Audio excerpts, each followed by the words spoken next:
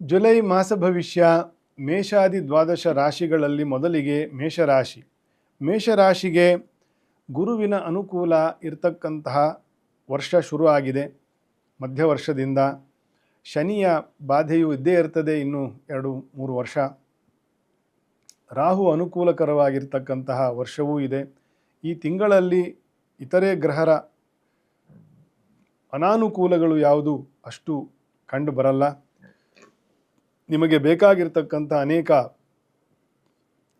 ನೀವು ಪ್ರಯತ್ನವನ್ನು ಮಾಡಿದ್ದೀರಿ ಕಳೆದ 1 ವರ್ಷದಿಂದ, ಅದೆಲ್ಲವೂ ಕೂಡ ಒಂದು ಒಳ್ಳೆಯ ಸ್ಥಿತಿಗೆ ಬರ್ತಕ್ಕಂತಹ ತಿಂಗಳು ಜುಲೈ ಆಗಿರ್ತದೆ. ಬಹುತೇಕ ಈ ವರ್ಷ ಒಳ್ಳೆಯದಿದೆ. ಯಾಕಂದರೆ ಗುರುವು ಚತುರ್ಥದಲ್ಲಿ ಉಚ್ಚನಾಗಿ, ನವಮಾಧಿಪತಿಯು ಚತುರ್ಥದಲ್ಲಿ ಉಚ್ಚನಾಗಿ ಮತ್ತು ವ್ಯಯಾಧಿಪತಿಯಾಗಿ ವ್ಯಯಕ್ಕೆ ತನ್ನ ಸ್ವಕ್ಷೇತ್ರಕ್ಕೆ ದೃಷ್ಟಿಯನ್ನು ಕೊಡ್ತಕ್ಕಂಥದ್ದು. ಅಲ್ಲಿ ಶನಿಯ ಬಾಧೆಯು ಕೂಡ ಕಡಿಮೆ ಆಗ್ತದೆ ಗುರುವಿನ ದೃಷ್ಟಿಯಿಂದ. ಹೀಗಾಗಿ ವ್ಯಾವಹಾರಿಕವಾಗಿ ಒಳ್ಳೆಯದು.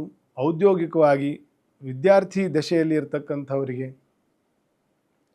ರಾಜರಿಗೆ ಅಥವಾ ಮ್ಯಾನೇಜ್ಮೆಂಟ್ಸ್ ಕೇಡರಲ್ಲಿ ಇರ್ತಕ್ಕಂಥವರಿಗೆ, ಆರ್ಮಿಯಲ್ಲಿ ಇರ್ತಕ್ಕಂಥವರಿಗೆ, ಪೊಲೀಸರಿಗೆ, ಆರಕ್ಷಕ ದಳ ಇತ್ಯಾದಿ ಅಡ್ಮಿನಿಸ್ಟ್ರೇಟಿವ್ ವಿಷಯದಲ್ಲಿ ಇರ್ತಕ್ಕಂಥವರಿಗೆ ಸಾಕಷ್ಟು ಒಳ್ಳೆಯ ತಿಂಗಳು ಶುರುವಾಗಿದೆ ಜುಲೈ ಮಾಸ. ಶ್ರಮಕ್ಕೆ ಎಷ್ಟು ಇದೆಯೋ ಅಷ್ಟು ತಕ್ಕನಾಗಿರ್ತಕ್ಕಂತಹ ಪ್ರತಿಫಲವನ್ನು ನೀವು ಪಡಿತೀರಿ. ಆದಾಯವೂ ಕೂಡ ಉತ್ತಮವಾಗಿರ್ತದೆ. ಗ್ರಹಾರಿಷ್ಟಗಳು ಅಂತಕ್ಕಂಥದ್ದು ಆಗಾಗ ಬದಲಾಗ್ತಾ ಇರ್ತದೆ. ತಿಂಗಳ ಕೊನೆಯಲ್ಲಿ ಅಥವಾ ಜುಲೈ ಮಧ್ಯದಿಂದ ಶನಿಯು ಕೂಡ ವಕ್ರಿ ಆಗ್ತಾನೆ. ಅವು ಸ್ವಲ್ಪ ದೋಷಕರವಾಗಿರ್ತದೆ ಮೇಷರಾಶಿಯವರಿಗೆ. ಶನಿಯು ವಕ್ರವಾದರೆ ಇಡೀ ಜಗತ್ತಿಗೇ ವಕ್ರವೇ, ಸಮಸ್ಯೆಯೇ. ಆದರೆ ಅದು ಮೇಷರಾಶಿಯವರಿಗೆ ಸ್ವಲ್ಪ ವಿಶೇಷವಾಗಿ ಸ್ವಲ್ಪ ಸಮಸ್ಯೆ ತರ್ತದೆ.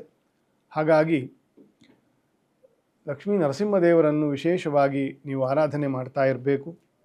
ಕ್ಷೇತ್ರಗಳ ದರ್ಶನ, ಅಭಿಷೇಕ ಸೇವೆ ಇತ್ಯಾದಿಗಳನ್ನು ಚೆನ್ನಾಗಿ ಮಾಡ್ಕೊಳ್ತಾ ಮುಂದೆ ಹೋಗಬೇಕು. ಒಳ್ಳೆಯದಾಗ್ತದೆ.